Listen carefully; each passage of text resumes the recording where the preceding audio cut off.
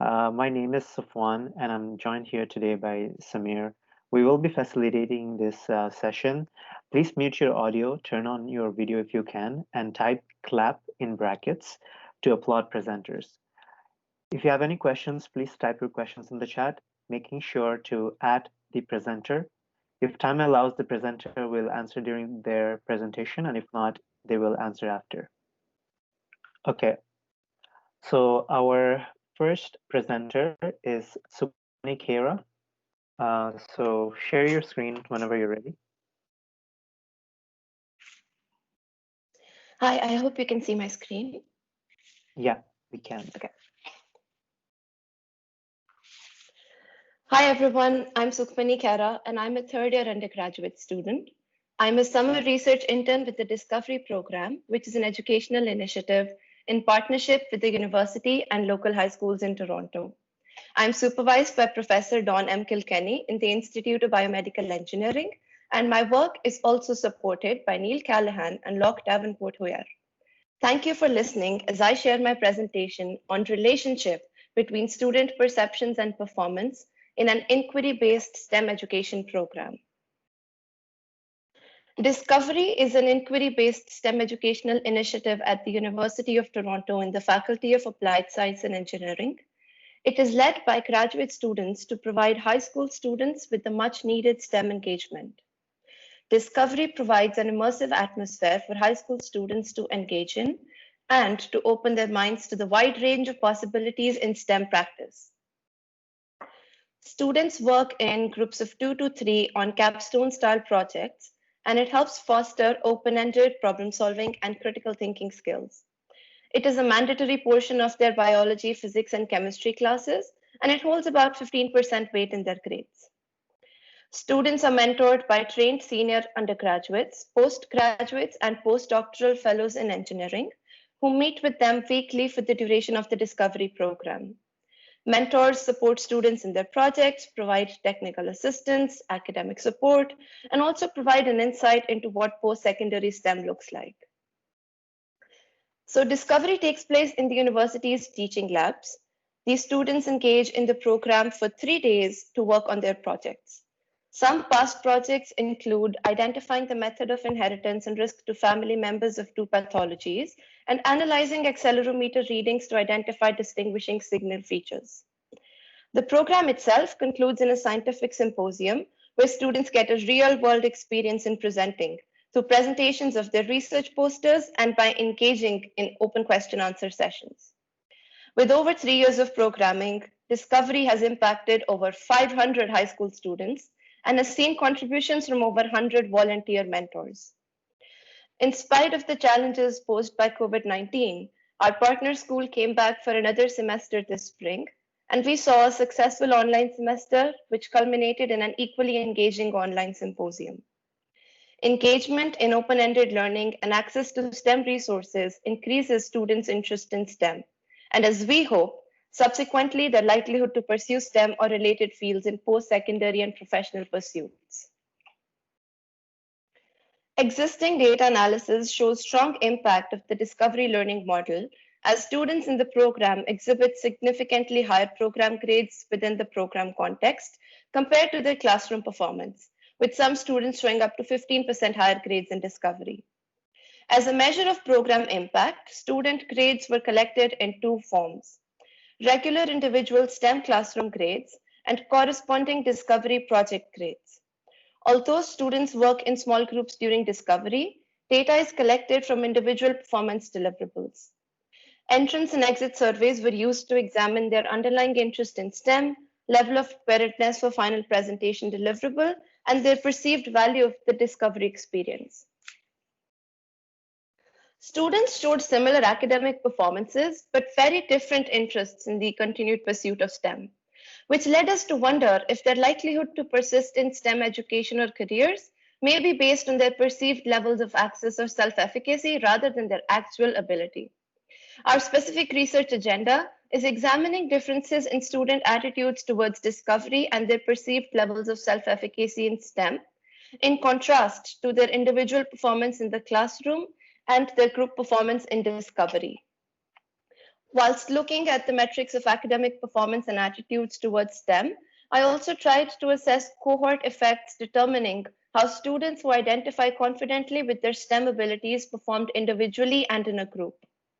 Students were asked to self-assess their confidence in STEM abilities and level of preparedness for the final presentation on a scale of 1 to 5, and that scale helps quantify the degree of challenge for our data analysis in the further slides. The hypothesis was that students who perceive a higher degree of challenge in their projects will outperform their peers in discovery. The reasoning behind the hypothesis is that group work acts as a basis for social learning and social cognition and helps to facilitate the creation of group learning strategies that involve a sense of community identity.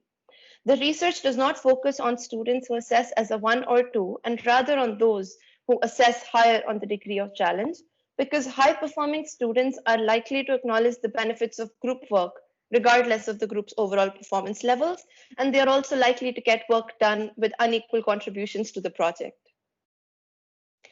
To analyze the hypothesized relationship, we regressed the final discovery grade against the degree of challenge. When I look at final discovery grade of all students across the 5 terms, there is no significant relationship between the grades and their self-assessed degree of challenge. But when we look at semester-wise distribution of the grades, there exist some cohort-specific effects.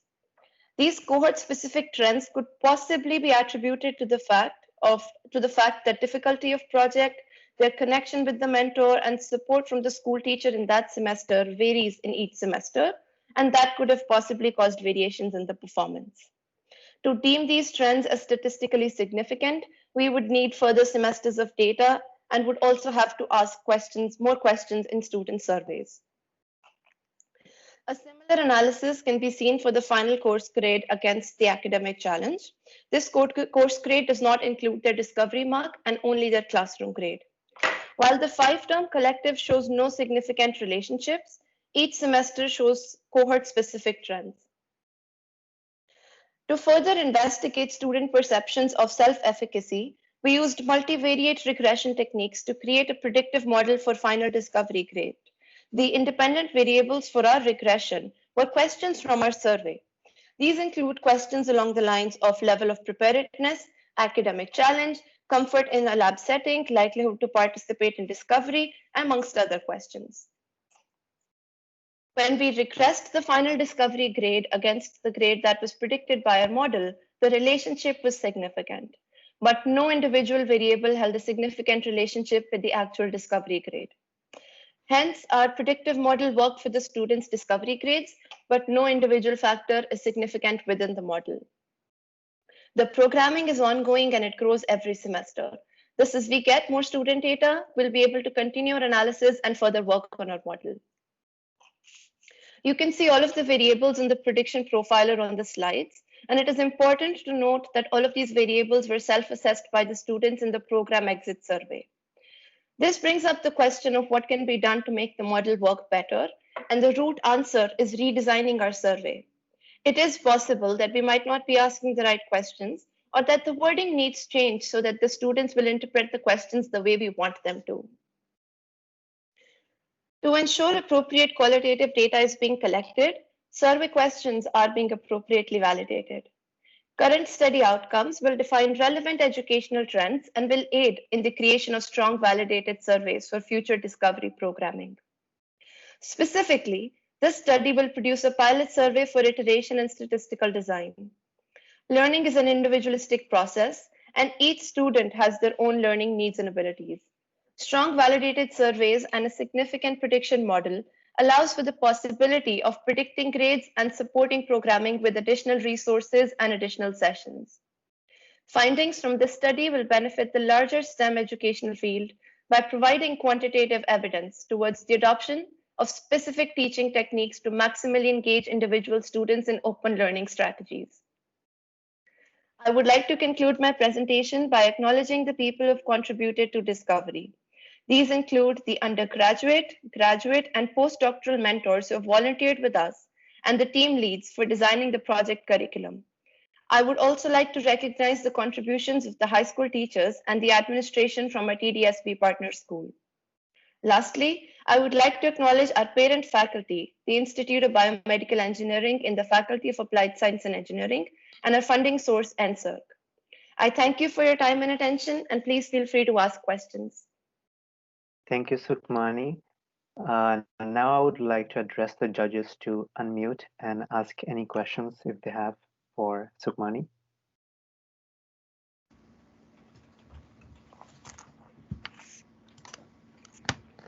Hi, Ravi Adve here, Associate Chair in ECE. I'm not sure if we want to raise our hands or how do we organize this?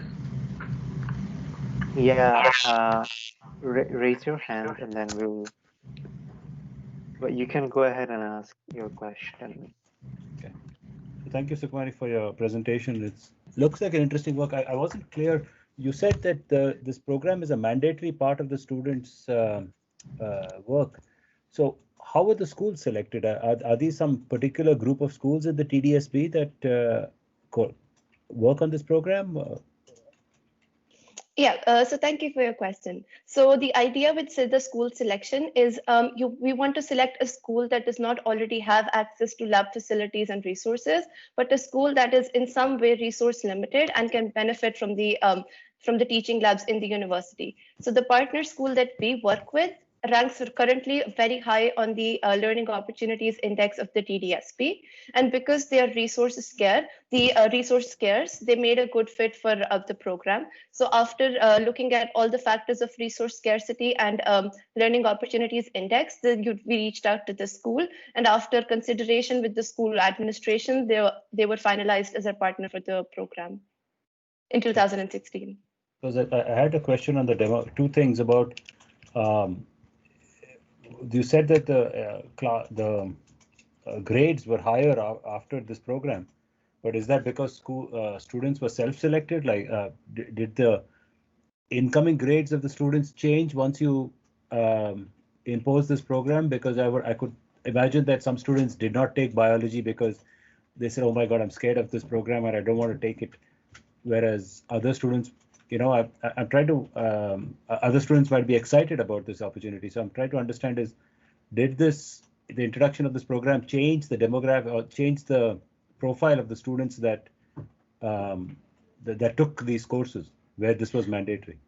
Yeah, so when I look at the grades and the 15% increase in grades, what I graphed was there because discovery is depending on the subject that you're participating in, 10 to 15% of the grade. So by mandatory, in a sense, if you're taking biology at our partner school, you have to be a part of the discovery program because that 10 to 15% of the grade, depending on the semester, is attributed to discovery. So that is in a sense, the mandatory part of the program. But when I graphed them, the graph was between their project grades in discovery and their their high school grades without the discovery portion in it. So when we look at their high school grade, class grade without the discovery portion, and we compare it to the final grade that includes discovery, that is where we see the grade differential and the increase in performance. I hope I've answered your question. Is there any part that I missed out on? I'm sorry. No, that's fine. Thank you. Thank you. We have a question from Azadeh Zendier. Please go ahead. Yes, thank you very much. Thank you, Sukhmani, for the presentation. I was wondering if you could a little bit elaborate on the discovery grade. How did you measure it, and like how did you assess it in general? So the discovery grade is the project presentation. So after the students work on their projects for the 3 days, they present it in a symposium setting, and they are judged by a group of undergraduate and graduate students, and their teachers are a part of the symposium just for equity reasons and to make sure that the grading is constant throughout. So their high school teachers are a part of the grading mechanism. And in terms of the discovery model, when I compare their grade from their projects and their high schools, we look at the surveys that they've answered both at the entry to the program and at exit to the program. And because these are questions, a lot of which could be answered by yes or no, or more likely, less likely, and no impact or differences, it was easy to convert those survey questions to a linear scale. And once I could convert them to a linear scale, I could use linear regression techniques to compare those and regress those against the discovery grades. Thank you very much. Thank you.